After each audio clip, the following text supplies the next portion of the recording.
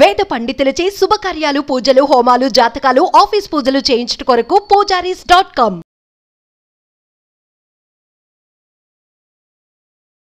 నమస్కారం, సుమన్ టీవీకి స్వాగతం. సెప్టెంబర్ మాసం ద్వాదశ రాశుల వారికి ఏ రకంగా ఉండబోతుంది, గ్రహ స్థితిగతులు ఎలా ఉన్నాయి, ఎటువంటి ఫలితాలను అందిస్తున్నాయి, ఈ విషయాన్ని తెలియజేసేందుకు మనతో పాటు ఉన్నారు ప్రముఖ ఆస్ట్రో అండ్ వాస్తు వేదిక నిపుణులు, దేవి ఉపాసకురాలు శ్రీమతి జయప్రద సిస్లా గారు. అమ్మ నమస్కారం. నమస్తే అమ్మ, శ్రీమాత్రే నమః. అమ్మ, ద్వాదశ రాశుల వారికి ఎలా ఉండబోతుందో ఈ సెప్టెంబర్ మాసం తెలుసుకునే ముందు గ్రహాల అసలు స్థితిగతులు ఎలా ఉన్నాయి, ఎటువంటి ఫలితాలను ఇస్తున్నాయో ముందుగా ఒక చిన్న అవగాహన. తప్పకుండా నాన్న. వర్ష గ్రహాలు అంటారు వీళ్ళని. వీళ్ళు ఖచ్చితంగా మనం ఎప్పుడు చెప్పుకున్నట్టే రాహు వచ్చి మీనరాశిలో ఉన్నాడు, గురువు వచ్చి వృషభ రాశిలో ఉన్నాడు, తర్వాత కేతు వచ్చేసి కన్యా రాశిలో ఉన్నారు, శని భగవానుడు వక్రించి కుంభరాశిలో ఉన్నాడు. ఆయన వక్రించి ఉన్నాడు కానీ కుంభరాశిలో ఉన్నాడు కనుక ఆ ఎనర్జీస్ పనిచేస్తాయి. సో ఈ గ్రహాలు ఉండడం వల్ల ఏంటి అంటే మెయిన్ పెద్ద పెద్ద గ్రహాలు ఇవన్నీ. ఈ ఏ జాతకంలో అయినా ఈ గ్రహాలు కంపల్సరీగా ఏదో అంతర్దశలో మహాదశలో నడుస్తూనే ఉంటాయి. సో మన పర్సనల్ జాతకంలో వీళ్ళు ఏ దశలు నడుస్తున్నాయి దాని ప్రభావం పనిచేస్తుంది. సో ఈ మాస ఫలితాల్లోకి వచ్చినప్పటికి ఏమంటే మారేది ఎవరెవరు అంటే కుజుడు, రవి, బుధుడు, శుక్రుడు, ఈ 4 గ్రహాలు. వీటిలో వచ్చే ఫలితాలకి ఈ మన నడిచే దశలో మ్యాచ్ అయ్యేలా చూసుకోవాలి ఎప్పుడు కూడా. సో ఇది గోచార ఫలితాలు అంటే మన జాతకానికి ఈ గోచార ఫలితాల్లో కొంచెం లాభంగా యాడ్ అయింది అనుకోండి, సో మన జాతకంలో బాగుంది, ఈ గోచర ఫలితంలో మనకి యాడ్ అయింది అనుకోండి 100% రిజల్ట్ ఉంటుంది. సో మన జాతకం అస్సలు బాగాలేదు, గోచర ఫలితాల్లో 10% మనకు మ్యాచ్ అయింది, కొంచెం రిలీఫ్ వస్తుంది, ఊపిరి అందుతుంది అంట మనుషులకి. అసలు గాలే లేదు, ఊపిరి అందట్లేదు, దానికి గట్టిగా బిగించేస్తుంది లైఫ్ని. సో కొంచెం ఊపిరి అమ్మయ్య ఇక్కడి నుంచి దారి కనిపిస్తుంది, ఒక గోల్ ఉంది అనే నమ్మకాన్ని తెప్పించడానికి ఈ గ్రహాలు అనేది మాస ఫలితాలను చూసుకుంటూ ఉంటాం.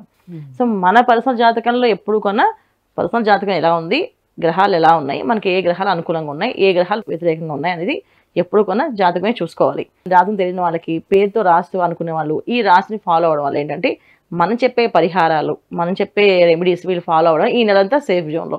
దీనివల్ల కంప్లీట్గా చేంజెస్ అయిపోతాయని కాదు, కంప్లీట్గా మన లైఫ్ అమ్మ ఖచ్చితంగా నెగిటివ్ అయిపోతుందా అనేది కాదు. గోచార ఫలితాలు అనేవి 30 నుంచి 40% వరకు తీసుకునే అవకాశం ఉంటుందా? నేనైతే 10% చెప్తాను అన్న. 10% చాలా ఎనర్జీస్ వస్తాయి. ఎందుకంటే 30% అనేది మన జాతకంలోని, జన్మ జాతకంలోని. ఎందుకంటే మన జాతకంలో దశలు ఒక దశ యోగిస్తుంటే అంతర్దశ యోగించకపోవచ్చు. గురు మహాదశ చాలా మందికి యోగిస్తుంది అనుకోవచ్చు, దాంట్లో అంతర్దశ శని భగవానుడు వచ్చింది అనుకో యోగించవచ్చు, బుధుడు వచ్చాడు అనుకో యోగించట్లేదు, కేతు యోగించట్లేదు, రాహు యోగించడు. సో ఈ దశ నడుస్తుంది కదా, అప్పుడు దీనికి గోచార ఫలితాల్లో ఇప్పుడు రాహు 12 ఇంట్లో ఉన్నారు. సో వాళ్ళ జాతకంలో రాహు ఎక్కడున్నాడు, ఈ 12 ఇంట్లో రాహు, వాళ్ళ జాతకంలో ఉండే రాహు కొంచెం ఎనర్జీస్ పాజిటివ్ అంటే వాళ్ళ ద్వితీయంలో ఉన్నాడు. శుక్ర మహాదశ నాకున్నది నేను 20 సంవత్సరాలు నేను ఏలేస్తాను, నాకు చాలా బాగుంటుంది అని అనుకోవడానికి లేదు. ఆ శుక్ర మహాదశ మనకి యోగించాలి, ఆ శుక్ర మహాదశలోని అంతర్దశలు కూడా యోగించాలి ఖచ్చితంగా. అసలు మెయిన్ శుక్రుడు ఎక్కడ ఉన్నాడో చూసుకోవాలి. అమ్మ, వృషభ రాశి వాళ్ళకి మరి ఈ సెప్టెంబర్ మాసం ఎలా ఉండబోతుంది? గ్రహాలు ఏ గ్రహాలు అనుకూలిస్తున్నాయి వీళ్ళకి, ఏ గ్రహాలు ప్రతికూలంగా ఉన్నాయి? అనుకూలించే గ్రహాలు చాలా తక్కువ ఉన్నాయి, ప్రతికూల గ్రహాలు ఎక్కువగా ఉన్నాయి. అయ్యో, అందువల్ల ఏంటంటే వృషభ రాశి వారు కొంచెం జాగ్రత్తగా నిదానంగా పనిచేయడం ఇంపార్టెంట్. చాలా స్లో అండ్ స్టడీగా వెళ్ళాలి తప్ప ఫాస్ట్గా వెళ్ళడానికి అవ్వదు. ఎందుకంటే వీళ్ళకి ద్వితీయంలో కుజుడు, వృషభ రాశి వాళ్ళకి ద్వితీయ స్థానంలో కుజుడు ఎప్పుడైతే ఉన్నారో, సో కుటుంబంలో కొన్ని సమస్యలు ఆటోమేటిక్గా ఇంట్లో వైఫ్ అండ్ హస్బెండ్ కొట్టేసుకోవడం, తిట్టేసుకోవడం జరుగుతూ ఉంటుంది. తర్వాత ఏదైతే వీళ్ళిద్దరూ మంచిగా ఉన్నప్పటికీ కొన్న పిల్లలతో రకమైన ఇబ్బంది ఉండొచ్చు, వీళ్ళిద్దరు కాకుండా వాళ్ళ పేరెంట్స్ వీళ్ళ పేరెంట్స్ ఇబ్బంది ఉంటుంది, లేదా మొత్తం బంధువులతో ఏదో ఒక ఇబ్బంది. ద్వితీయ స్థానం అంటే మన కుటుంబ స్థానం ఒకటి అంటాం. తర్వాత మనకి ఉద్యోగాలు చేసే, వ్యాపారాలు చేసే లక్షణాలు కూడా అవి కూడా ద్వితీయ స్థానాన్ని చూస్తాం. సంబంధ బాంధవ్యాలు కూడా, అధికారులతో ఎదుర్కొనే సమస్యలు కొన్ని, ఉద్యోగంలో కొన్ని ఇబ్బందులు, వ్యాపార రీత్యా కొన్ని ఇబ్బందులు, డబ్బులు కొంచెం ఇబ్బంది పట్టి రావడం, లాస్ట్ మూమెంట్ లో రావడం, ఇలాంటివన్నీ జరిగే అవకాశం ఎక్కువగా ఈ వృషభ రాశి వారికి ఉంది. మామూలుగానే వృషభంలో గురువు ఉండడం వల్ల వృషభ రాశి వాళ్ళు లాస్ట్ ఎప్పుడైతే గురువు అక్కడ ఉన్నారో అప్పటి నుంచి డబ్బులు అందరికి కూడా టైట్ అయ్యాయి, అన్ని విషయాల్లో టైట్ ఉన్నాయి వాళ్ళకి పాపం. కానీ ఇప్పుడు కుజుడు అక్కడ ఉండడం వల్ల ఏమవుతుంది, కొంచెం అది ఓర్పు పట్టి ఒకసారి సహనం కోల్పోవడము, గట్టిగా మాట్లాడటము, అది రిలేషన్స్ కట్ అవ్వడము అనేది జరుగుతుంటుంది. సో అందుకనంటే ఇన్నాళ్ళు ఏదైతే మౌనంగా ఉన్నామో ఇంకొంచెం మౌనంగా ఇంకొక నెల ఉంటే కుజుడు మారుతాడు స్థానం. ఒక నెల రోజులే కదా, నెల రోజులే, 27 రోజులే చెప్పాలంటే. సో మారారు అనుకోండి, ఖచ్చితంగా వాళ్ళకి హ్యాపీగా మళ్ళీ వాళ్ళకి అనుకున్న పనులు మళ్ళీ సాఫీగా జరుగుతాయి. కానీ వృషభ రాశి వాళ్ళు కొంచెం ఈ నెల రోజులు చాలా జాగ్రత్తగా ఉండడం వల్ల, లేకపోతే ఏంటంటే ఎక్కువ టెన్షన్ తీసుకోవడం వల్ల చాలా మంది కంటికి సంబంధించిన వ్యాధులు వచ్చే అవకాశం ఉంది. కంటికి సంబంధించిన నరాలు దెబ్బతింటాయి చాలా మందికి. తర్వాత హార్ట్ అటాక్స్ వచ్చే అవకాశం ఉంది, హార్ట్ స్ట్రోక్స్ చిన్న ఇబ్బంది పడే వాళ్ళు ఉన్నారు. సో ఎందుకంటే టెన్షన్ పడకుండా కూల్గా ఉండడం, మన పని మనం చేసుకుని వెళ్ళడం అనేది చాలా ఇంపార్టెంట్. ఆరోగ్యం జాగ్రత్తగా కాపాడుకోవాలి. ఆర్థికంగా ఇలా ఉన్నప్పటికీ దాన్ని నెమ్మదిగా నిదానంగా లాక్కుంటూ వెళ్ళడమే తప్ప దాని గురించి ఎక్కువ ప్రయాసపడకూడదు. అంటే దశమ స్థానంలో ఉన్నటువంటి శని ఎటువంటి ఫలితాలను ఇవ్వటం లేదా వాళ్ళకి? 100% ఇవ్వడు కదమ్మా, ఎందుకంటే రిజల్ట్ ఎలా కదా ఆయన వక్రించి ఉన్నాడు ఒకటి.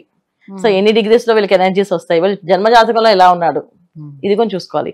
సో గోచార ఫలితాల్లో మనకి ఇప్పుడు అనేది అగ్రెసివ్ ప్లానెట్ ఏదైతే కుజుడు ఎనర్జీస్ ఉన్నాయో ఫాస్ట్ గా పనిచేస్తుంటాయి.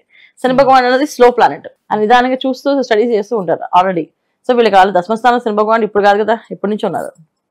కానీ రిజల్ట్ అనేది ఇప్పుడు మొన్నటి నుంచి ఇప్పుడు గురువు ప్లస్ శని భగవాన్ ఉండడం వల్ల వీళ్ళకి ఏంటంటే పనులన్నీ కొన్న ఆలస్యం ఆటంకాలు జరుగుతూనే ఉన్నాయి. దశమస్థానంలో ఉండడం వల్లే కొంచెం ఆటంకాలు అవుతుందా అవదా అనేసి. ఎందుకంటే శని భగవాన్ వాళ్ళకి అనుకూలంగా ఉన్నాడు లేదు వాళ్ళ జాతకంలో అది చూసుకోవాలి. గోచారాల నుంచి అయితే ఆయన వక్రించి ఉన్నాడు. 100% అది రిజల్ట్ చాలా తక్కువగా చెప్పచ్చు.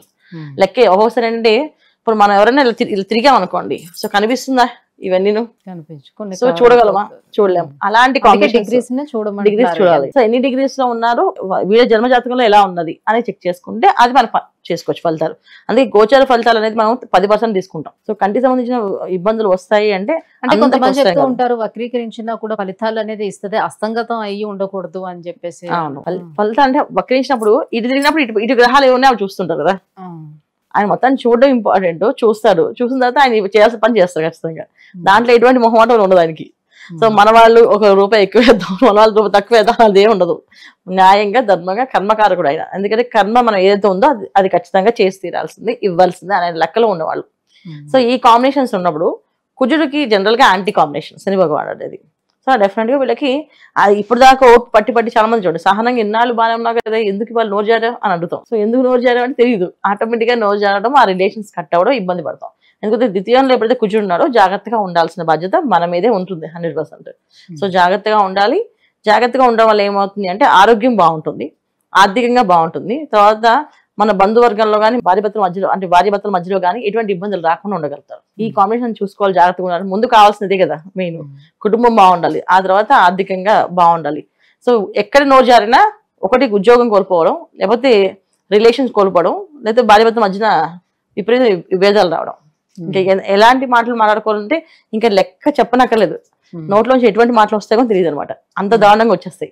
మాట విషయంలో కేర్ఫుల్ గా ఉండాలి, చాలా కేర్ఫుల్ గా ఉండాలి. ఎందుకంటే ఎప్పుడు మాట్లాడలే వాళ్ళు, ఎప్పుడు ఒక మాట కొన అన్న వాళ్ళు కొన ఈ ప్రభావం ఎలా ఉంటుందంటే ఖచ్చితంగా ఏదో ఒక మాట అనేస్తారు. ఆ మాట తీసుకోలేరు ఎదుటి వాళ్ళు, చాలా తట్టుకోలేక అమ్మో ఇంత మాట అన్నారని అది జీవితాంతం తిప్పుతారు. వీళ్ళు ఒకసారి జరిగింది ఆ విషయం, కానీ అది లైఫ్ లాంగ్ వాళ్ళకి గుర్తుండదు. వీళ్ళకి కూడా అనిపిస్తుంది నేను ఎందుకు అలా మాట్లాడినా అని చెప్పి వీళ్ళకి అసహ్యం కూడా ఇస్తుంది, అంత మాట మాట్లాడారు నేను అని చెప్పేసి.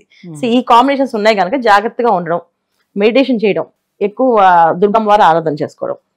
సో ఎందుకంటే ఎప్పుడైనా కోపం అన్నీ వస్తే దానికి కంట్రోల్ అవ్వాల్సింది ఏంటంటే దుర్గమ్మ వారి ఆరాధన చేయడం వల్ల కంట్రోల్ అవుతాం. సో దుర్గాదేవి తలుచుకోవడం, స్మరణ చేసుకోవడం, లేకపోతే దుర్గా సప్త శ్లోకం చదవడం, దుర్గా అమ్మవారి గుడికి వెళ్ళడం, ప్రతి శుక్రవారం ఇంట్లో దుర్గా అమ్మవారికి అష్టోత్తర శతనామాలు చేసుకోవడం వల్ల ఈ మౌనంగా ఉండే అవకాశం ఎక్కువగా ఉంటుంది. అమ్మ వృషభ రాశి వారికి సెప్టెంబర్ మాసం ఎలా ఉండబోతుంది, వాళ్ళు ఎటువంటి పరిహారాలను పాటించుకోవాలి, ఎలా ఉండాలి, ఈ విషయాలన్నీ కూడా తెలియజేసినందుకు ధన్యవాదాలు. నమస్తే అమ్మ. శ్రీమాత్రే నమః.